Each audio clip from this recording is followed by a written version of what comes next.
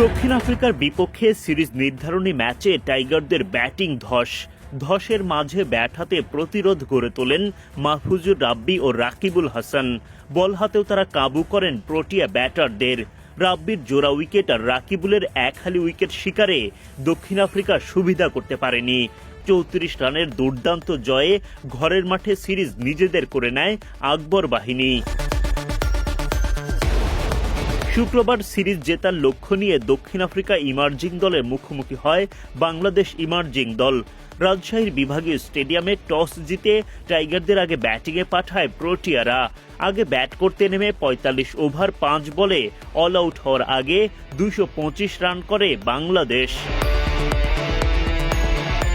বাংলাদেশের হয়ে ইনিংস শুরু করতে নামেন মাহফিজুল ইসলাম রবিন এবং চৌধুরী মোহাম্মদ রিজওয়ান। দলের মাত্র ২ রানের সময় রানের খাতা খোলার আগেই উইকেট হারান রিজওয়ান। ৩ নম্বরে নামা রায়ান রাফসান করেন ২০ বলে ১৯ রান। ১১ বলে ১১ রান করে ফেরেন আরিফুল ইসলাম। ওপেনার রবিন ৪৮ বলে ২৬ রান করে ফিরলে দল বেশ চাপেই পড়ে যায়। অধিনায়ক আকবর আলীর ব্যাট থেকে আসে ৫১ বলে ৩৮ রান। টাইগার ব্যাটিং অর্ডারে নামে ধস। ১১৮ রানের মধ্যেই বাংলাদেশ হারিয়ে ফেলে ৮ উইকেট। তখন রাকিবুল হাসান ও মাহফুজুর রাব্বির দৃঢ়চেতা ব্যাটিংয়ে লড়াকু পুঁজি পায় বাংলাদেশ। রাব্বির ব্যাট থেকে আসে ৭৭ বলে ৫৮ রান আর রাকিবুল খেলেন ৪০ বল থেকে ৪২ রানের দুর্দান্ত ইনিংস। ব্যাটিংয়ের পর বোলিংয়ে নেমেও ঝলক দেখাতে শুরু করেন রাকিবুল ও রাব্বি। দক্ষিণ আফ্রিকার দুই ওপেনার মিকায়েল প্রিন্স ও জর্জ মার্টিনাস রাকিবুলের শিকারে পরিণত হন। আন্দ্রিলে চার্লসকেও পরাস্ত করেন এই স্পিনার। ওদিকে রাকিবুল বিদায় ঘণ্টা বাজান রিচার্ড ও কনর বয়েডকে।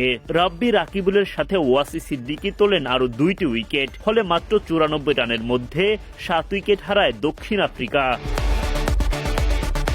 কিন্তু এরপর তিয়ান মাইকেল ও এনকোবানি হ্যান্ডসাম গড়ে তোলেন প্রতিরোধ। ৪০ রান করা মাইকেলকে ফিরিয়ে সেই জুটি ভাঙেন শেখ পারভেজ জীবন। এরপর দক্ষিণ আফ্রিকার লড়াকু ব্যাটিংয়ের সুবাদে শেষ দিকে ম্যাচটি জমে ওঠে বেশ। সেই লড়াইয়ে অবশ্য দারুণভাবে জিতে সিরিজ নিশ্চিত করে বাংলাদেশ। টাইগারদের হয়ে সর্বোচ্চ 4টি উইকেট শিকার করেন রাকিবুল। ব্যাট হাতে ৪২ রান ও বোলিংয়ে ৪ উইকেট নিয়ে ম্যাচ সেরা বনে যান তিনি। Adnan Ahmed, BD cric time.